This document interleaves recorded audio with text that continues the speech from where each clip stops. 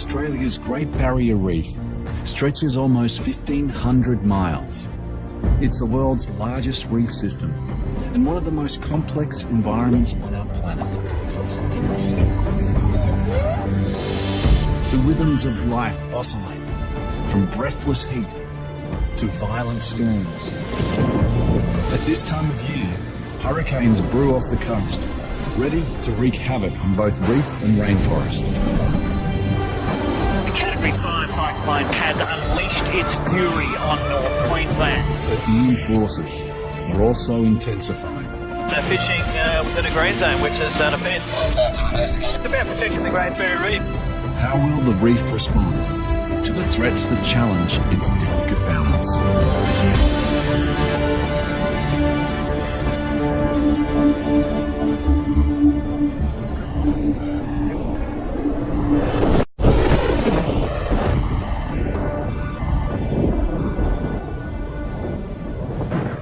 It's summer in North Queensland, but not as you know it.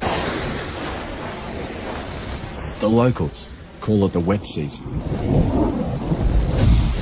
It's a time when the tropics heave with energy. The rain falls hard.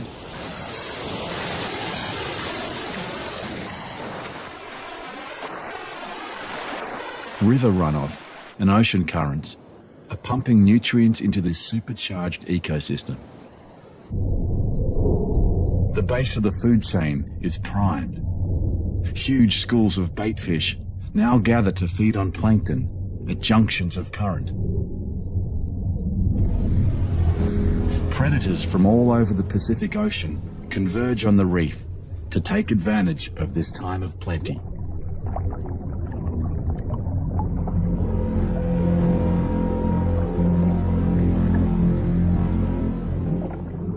A school of sailfish will take this one.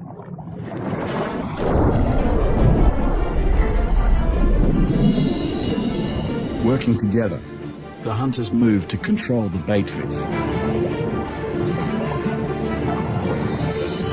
In the battle between predator and prey, both have developed extraordinary adaptations. The bait fish move in tightly coordinated schools to dazzle the predators.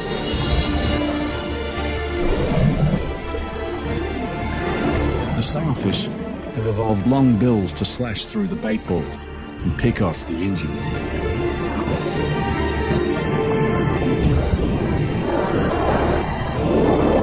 As they push the bait ball to the surface, eyes in the sky are waiting.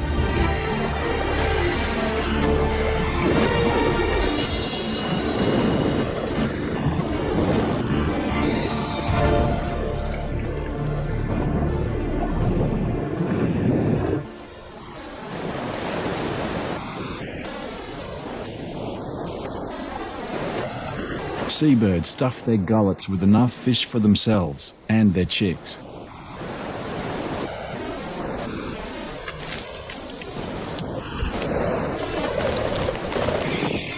By January, colonies are full of anxious parents, hoping their young will fledge before the weather gets too wild.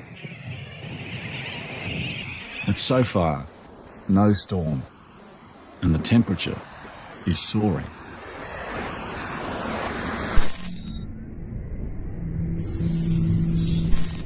On remote Rain Island, researchers are battling 105-degree heat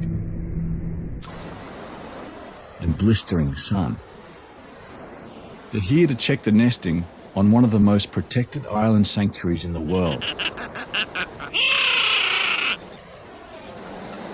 Up the top, all the way to the top. Let's do it. Yeah. So Warwick, if you want to add another 43 rufous night herons. Okay, Mark. Geez, there is a lot of frigates out there, isn't it? There's a lot of frigates. I had a count in this basin of 200. What we have noticed is that some of the seabirds on Rain Island have undergone some pretty significant declines. Nearly all the seabirds that we see here rely on the ocean for food, so they're feeding on fishes like, sardines and herring, the sort of schooling fish. And what we think's happening is that because of overfishing of the predators of some of these schooling fish, there's not the big fish around now to push those bait balls to the surface, and that means that these sorts of birds can't access them as easily. So in some years they do very, very poorly because there's just not the food for them. We need to be very mindful of the fact that human beings aren't the only animals that rely upon the fish for protein. These populations will collapse if they can't get adequate resources.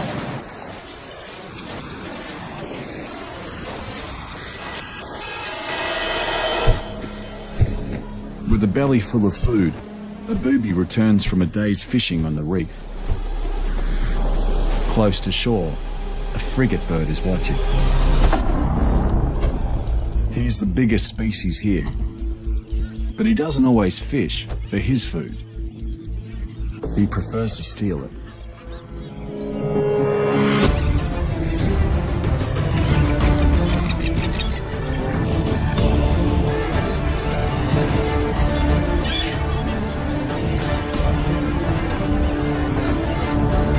She tries to dodge the aerial pirate, but her evasive moves are no match to the frigate's speed and power.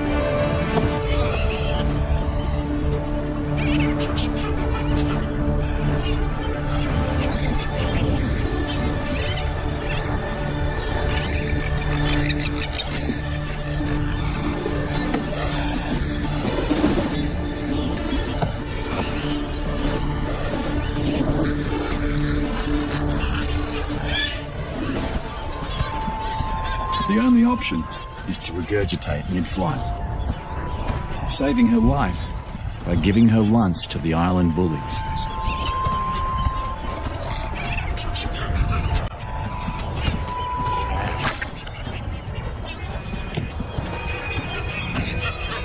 Yet even then, the battle isn't over. The frigates now fight amongst themselves for scraps of booby vomit.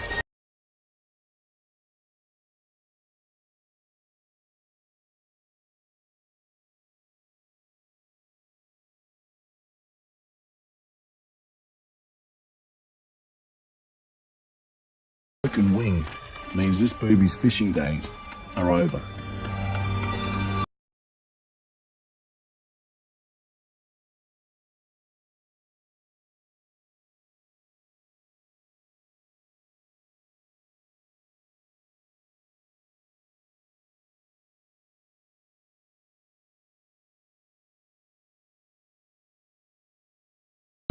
A green flash on the horizon. It only lasts a second or two.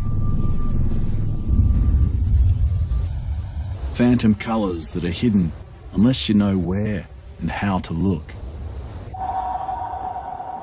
Out in the Coral Sea, dive instructor Paddy Caldwell is about to try just that. He's looking at the submarine world in a whole new light. You look absolutely ridiculous there, Paddy. With the help of underwater cinematographer John Shaw, he's going to dive using blue lights to try and see the reef from a fish's perspective. Oh, gee. Give me a blinding anyway. The blind's pretty good.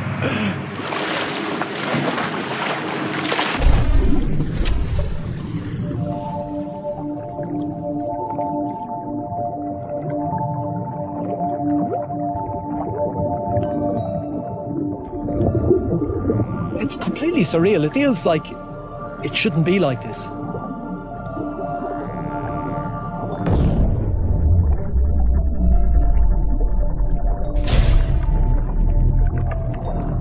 There's a whole other world within the world that I see out there. Looking through yellow goggles, UV light reveals a world only fish can appreciate, taking us deeper into this secret realm.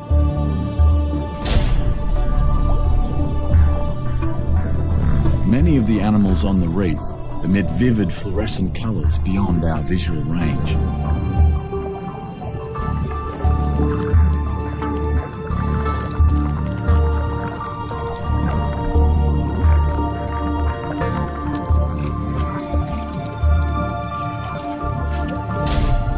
As we shine a UV light on this world, we see not only hidden colours, but also hidden creatures.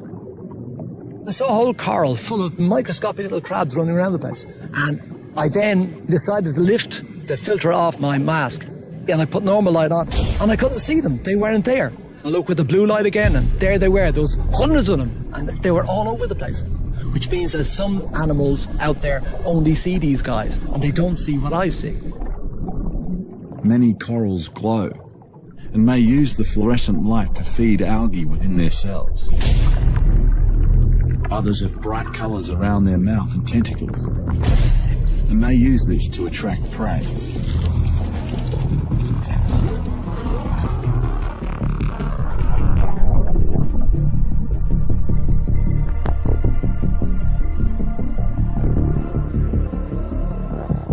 It was just phenomenal to see how many animals emit a glow you can't see with our red vision. And that to me is nuts. The reef is even nuttier than I thought it was.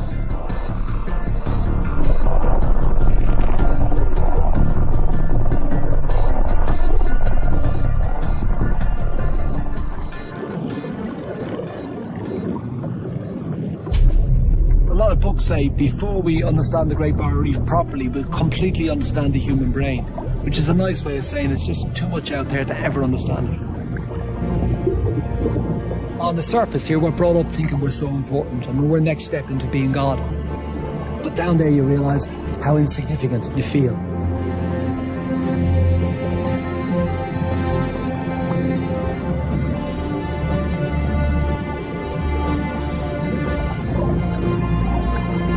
This aquatic universe has given the creatures of the reef some serious artistic license.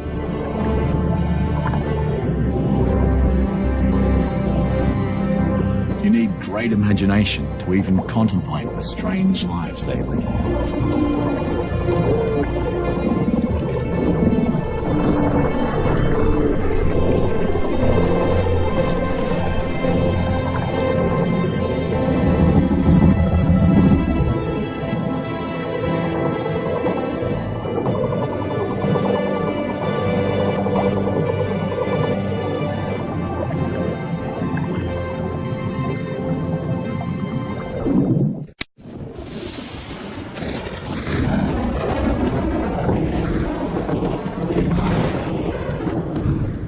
In the sky, a different kind of luminosity. The distant fireworks of late summer announce a change is on the way.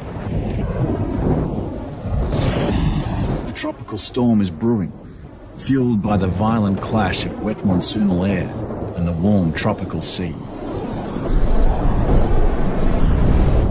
But this is no ordinary storm. It's the omen of a cyclone over 1,000 miles away.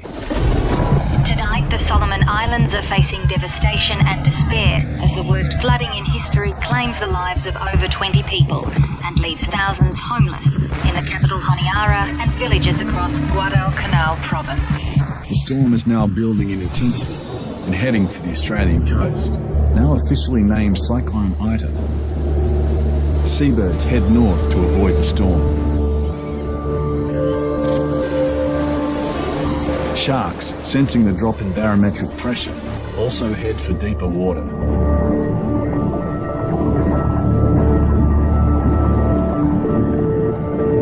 Lobsters scurry to find a bolt hole.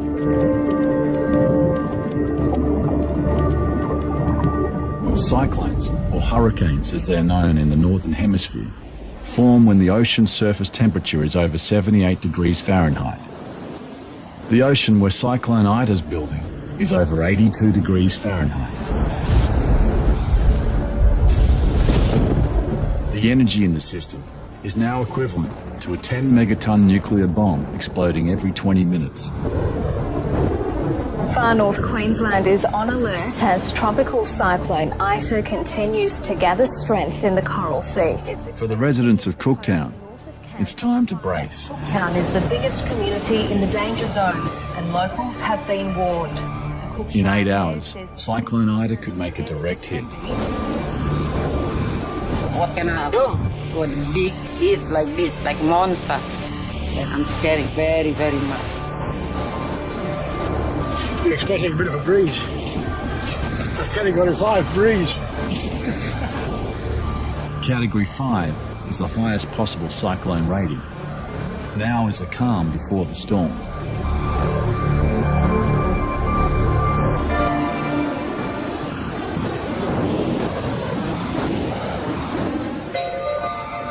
For generations, sailors here have sought refuge from cyclones in the mangroves. Their narrow creeks and thick foliage provide protection from wind, waves and storm surge. For local resident Oscar Oberhauser, it's a last resort. No anchor or mooring will survive the full brunt of a cyclone. I live off the mountain, I built it, take this away and that's it. That's all I've got. Look out behind you! Behind you!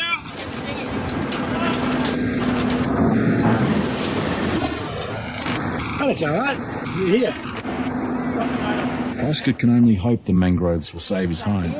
Tie it up. But he's not the only one preparing for the worst. Further inland, the animals of the rainforest also sense the approaching storm. The rapid drop in air pressure signals a catastrophe is looming.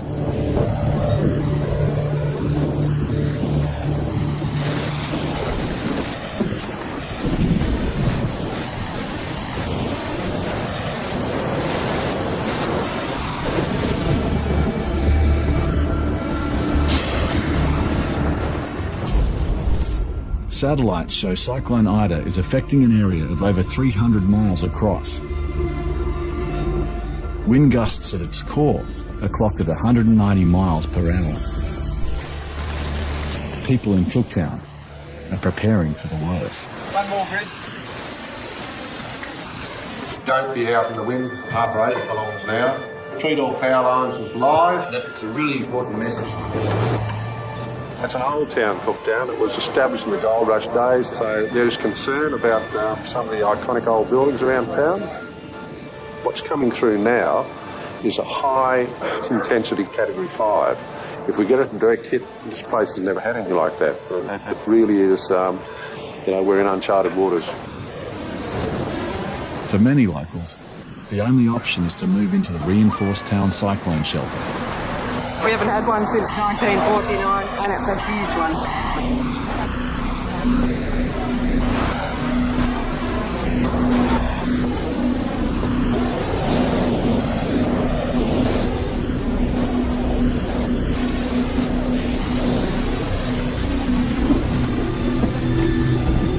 Winds are now gusting at over 75 miles per hour.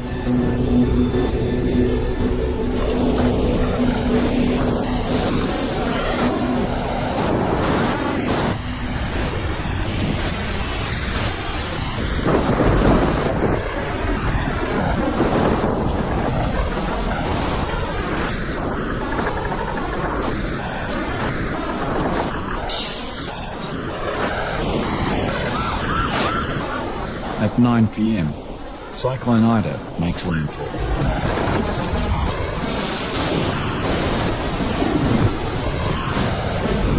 The wind tears through town.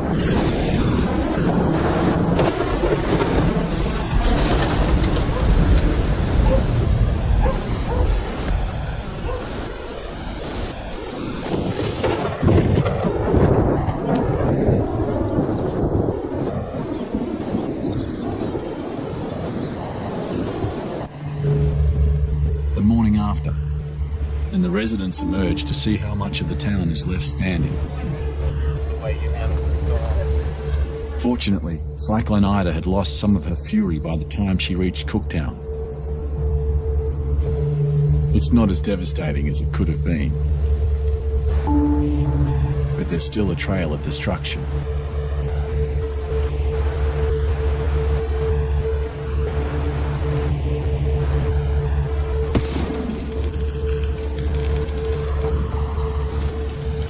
Unbelievable. Used to be a beautiful tree, this. I love me trees. You okay? Poor bugger. The wind was howling and the trees were cracking and it was just whoosh over the top of us all the time. And the iron from the big pub across the road was banging across the fences, and yeah, it was really scary.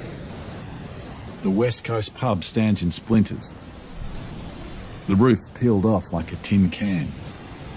This man's got the Italian restaurant across the road, and in some ways we're competitors, but he's the first man over here, so yeah, no, it's good. Yeah, that's the way it should be in a town like this, mate, yeah. Which is good. Yeah. In the harbour, Oscar's making a nervous journey to see if the mangroves have kept his boat safe through the night. It's the south side, isn't it?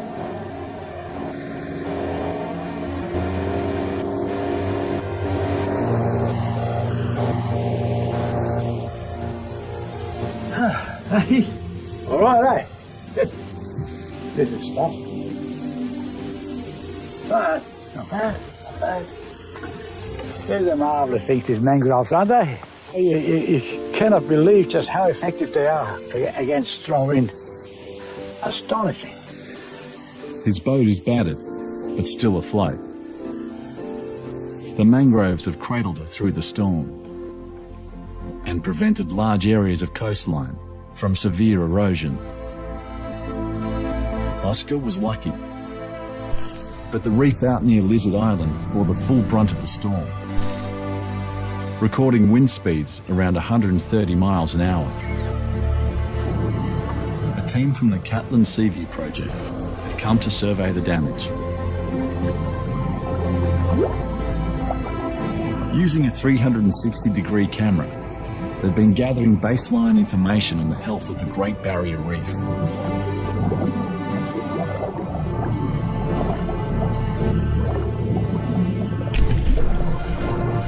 It just so happens they surveyed this exact area about a year ago.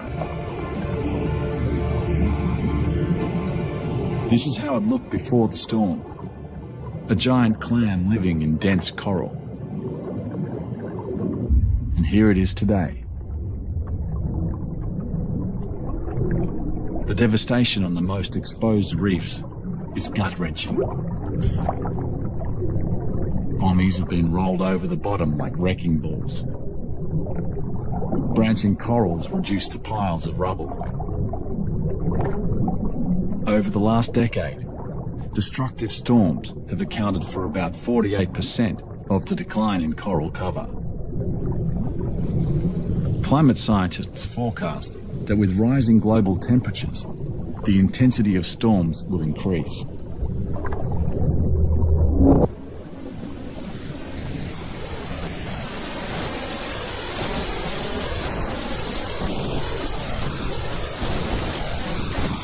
In 24 hours, Cyclone Ida has dumped 16 inches of rain across far north Queensland.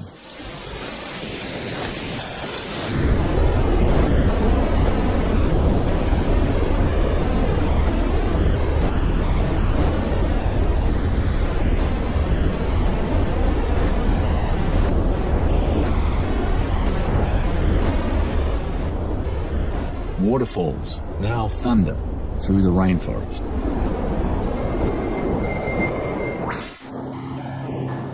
As rivers spill out onto the inner reef, plumes of sediment cloud the water. Just off Cardwell, commercial fisherman Glenn Murray and his son Ben are on the hunt for threadfin salmon. But the silt plume from the cyclone is making it a lean day on the water. Not real good so far, but anyway, we'll keep on trying. That's fishing. If you caught them all the time, it'd be called catching. Glenn and Ben are connected deeply to the health of the reef. If they don't catch, they don't eat. Has to be 40, so he's good. He's probably about $4 worth, so yeah. So all we need is another couple of those, and we've paid for the fuel so far today, so.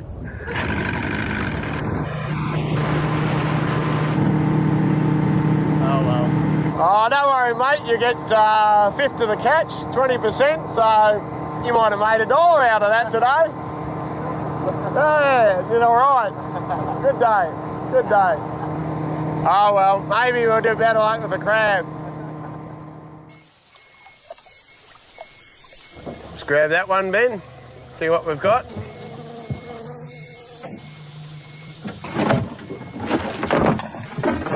Take the good with the bad. When the crabs are together, they do fight. So just get her out of there. She's throwing a nipper off there as a defence mechanism. And that allows them to swim away or run away. And whatever they've locked onto then has to fight to try and get that nipper off. You cannot actually prise that apart. Don't get it on your finger. Very, very, very painful. Glenn is one of around 1,500 licensed commercial fishermen operating in the waters of the Great Barrier Reef. Grassroots industries that are important to many local communities up and down the coast. We're here for the long haul. My son, he's only 20 years of age, so hopefully he'll be still able to come out and do this commercial fishing when he's 50 like I am. We've got to look after the environment itself there because the fish rely on it and so do we.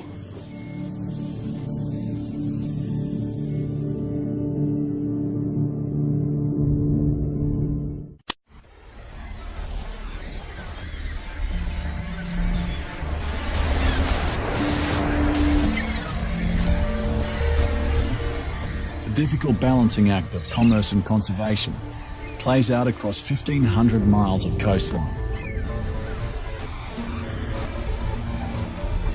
Fishing is an important industry on the reef, but rules are in place to ensure the fishing is done sustainably. We've got a penny in the green zone, setting off the point. Please go to investigate, over. 6 a.m, somewhere on Cape York. The authorities have received intel. There's someone operating illegally nearby. One of our targets wasn't where we're supposed to be. The plan is we're going to take the vessel down. Let's go.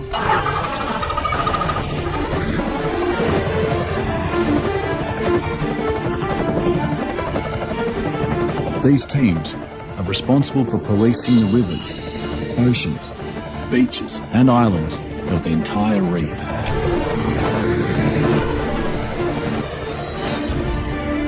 It's no easy task. A helicopter run like this we would do anywhere between 7 and 8 hours a day, averaging around 160 k's an hour. You can imagine how far that is. Could be 500, 800 k's, could be 1,000 k's a day at times. Some of the fisheries in this area, you've got commercial netting, commercial crabbing. Offshore you've got mackerel fishing, line fishing, cray fishing. There's trawlers, coral collectors, fish collectors. So there's all those fisheries operating inshore and also offshore in this area. We often use a bit of stealth, knowing that there's a target of interest in the area. And well, we can use the wind, we can have the sun, different angles, come down from high up in the sky. It's quite easy to surprise people. Looks like he's okay, mate. He's outside the green zone. The entire marine park is divided into a patchwork of conservation zones, ranging from places where anyone can fish through to strict no-take areas. The chopper crew has just spotted a vessel fishing in a restricted area. Hey, bud, I'm quite sure that we're boating the green up there. Yeah, according to my iPad. See that target over there? Yeah, right in there. There's a very good chance it'd be in a green zone. Yep, no worries.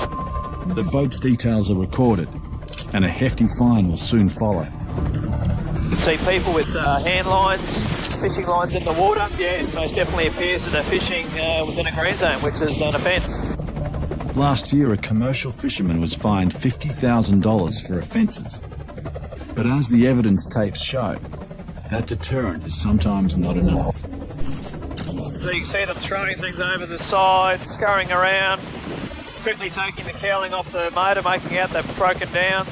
Sometimes they tried to hide their faces, put a bucket over their head. There's a whole range of different behaviours that you see, and it is quite funny. All right, he just threw a fish overboard. I'm just trying to get the red jerk. The authorities make up to 50 prosecutions a year and issue over 180 warnings. No those taking fish from the green zones are taking our fish. It's a communal asset. It's about protecting dugong, looking at turtle, even looking at crocodile. It's about protecting the Great Barrier Reef. We always say that it's not if but when. We've got time and we've got dedication, and we always get them in the end.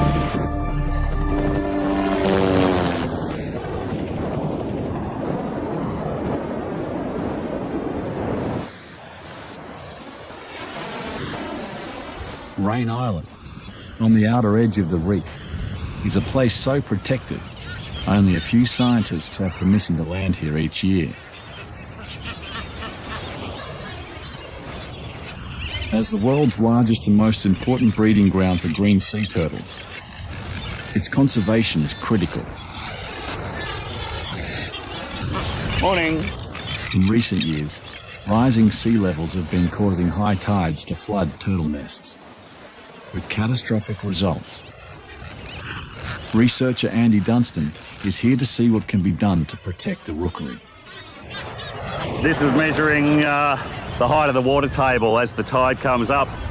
The water seeps through the stand. If it inundates the nests for probably more than 30 minutes for over a 3-day period, then the eggs are going to die. We should see each night 400,000 hatchlings making the water. From what we've seen in the last few years, that would be highly unlikely. Andy is working with marine park scientist Mark Reed to understand how serious the problem is. One of the things that draws people to studying sea turtles is just how difficult it is for them as a species to make their way in the world. You know, they've been around for a couple of 100 million years, but at every stage in their lives, it's a hard-won battle.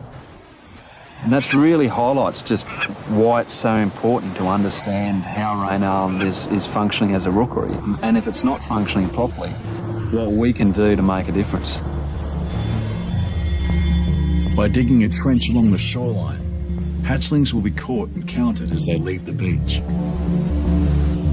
It'll be a long afternoon and an even longer night ahead. It's April and nearing the end of the hatching season. 2 hours after the sun sets, the cooling sand triggers the emergence of thousands of hatchlings. They begin their frantic race to the water's edge.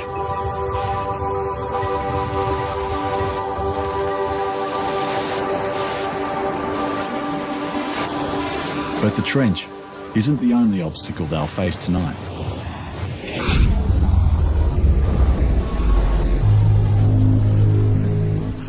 Ghost crabs also haunt the beach.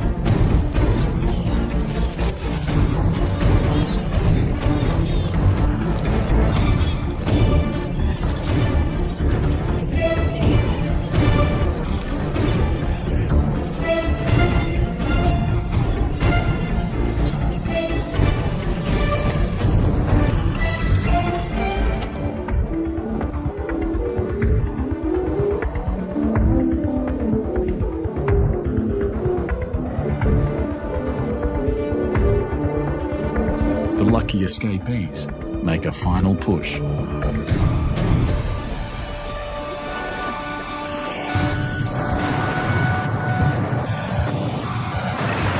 wow, this is turning out to be quite a big hatchling night.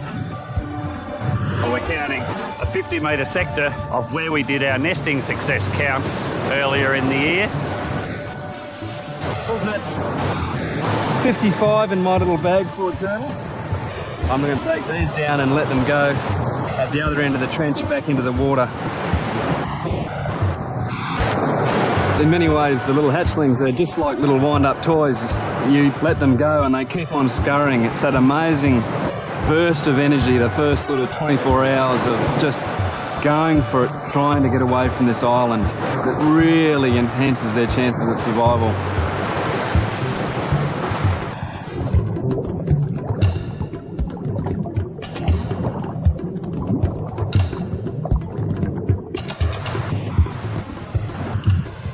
There's another 122 hatchlings in the last 5 minutes.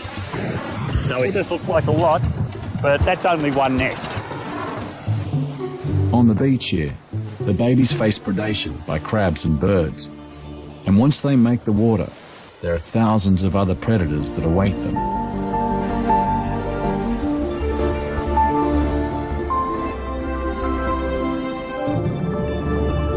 The key to survival is getting away from the reef under cover of darkness and out into the deep ocean.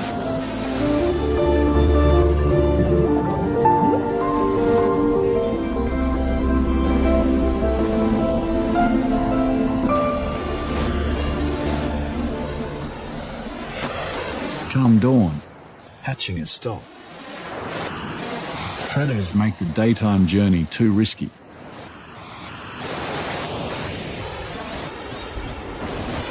While it appeared to be a busy night, the numbers were well below expected. Mark now has the gruesome job of counting the turtles that didn't make it.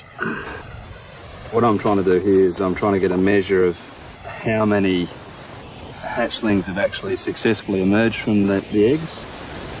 And of those eggs that remain out of this clutch, I'm then opening them up to see whether or not we've got some that have almost fully developed before they died. And then we've got these over here that have barely started developing before they've then stopped. Only 5% of eggs are currently producing hatchlings.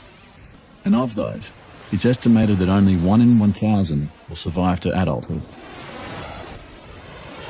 All of the data indicates that this place isn't functioning particularly well as a turtle rookery. And that's a really bleak picture for the world's largest aggregation of nesting green turtles. With rising sea levels flooding the nests, Mark and Andy believe that the only way to help secure the rookery is to raise the height of the sand. If the nesting area is made high and dry, it could turn the tide for this endangered species.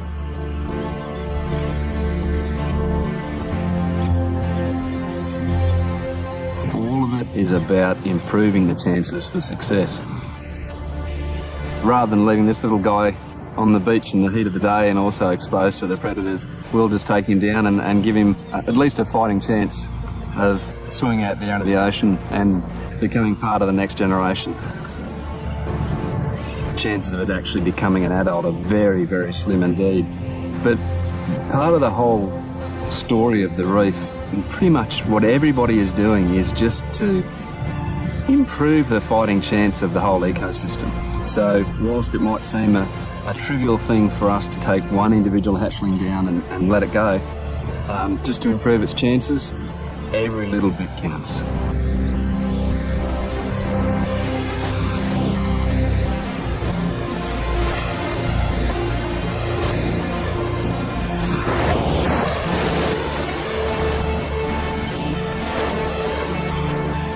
And he's just going across the reef flat now, so he's running the first gauntlet of many.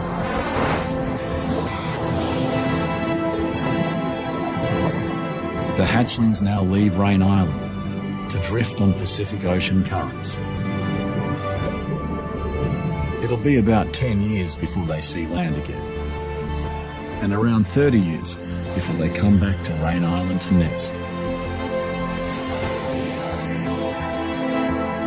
What they find when they return will depend on what humans have chosen to value and protect.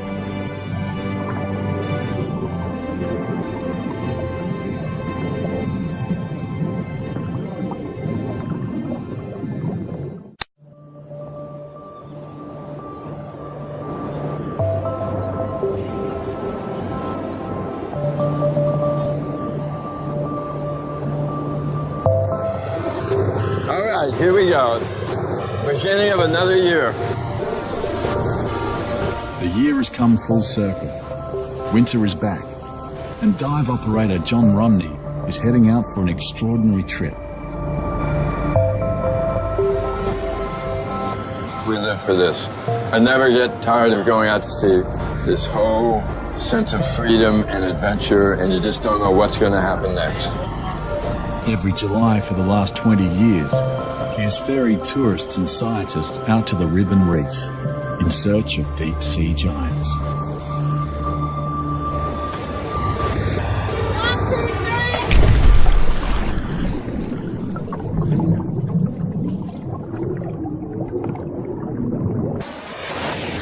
We don't see them every day. We end up having them every trip. So you definitely have to look. We have all the guests stationed around the boat.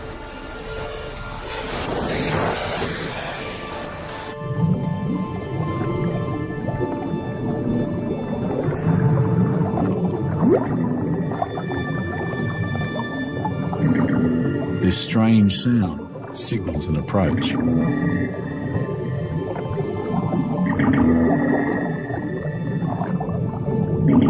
Out of the blue, the Leviathan appears.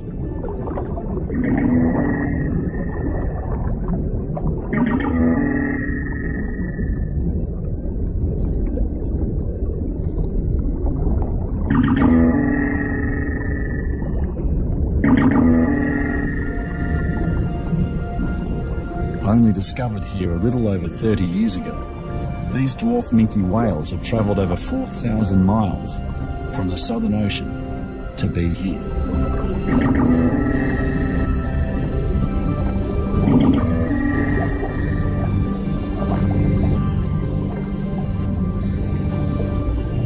These dwarf minke still tower next to the floating tourists.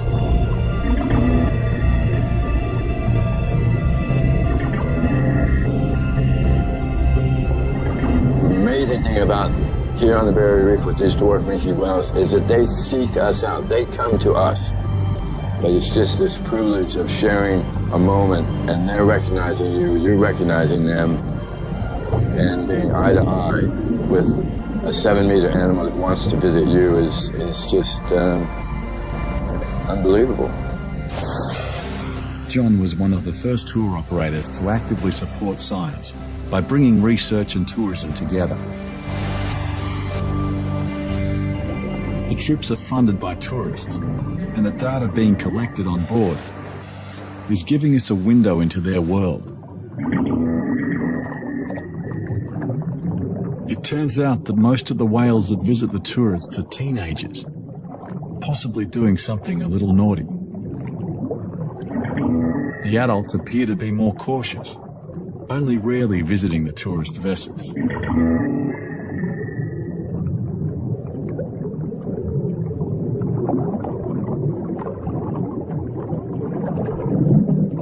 Here they're protected, but outside of the warm, safe waters of the Great Barrier Reef, they can be targeted by whalers in the Antarctic.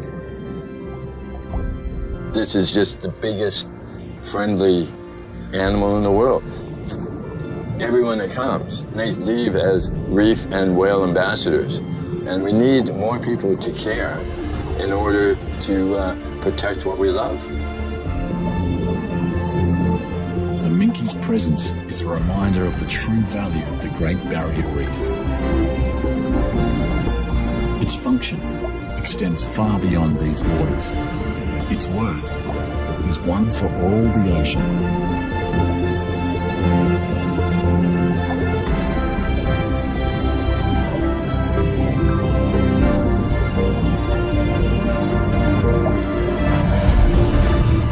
The Great Barrier Reef Marine Park is a wild space of global importance, where vast rivers meet ocean currents, where animals, plants and people link the land and sea together.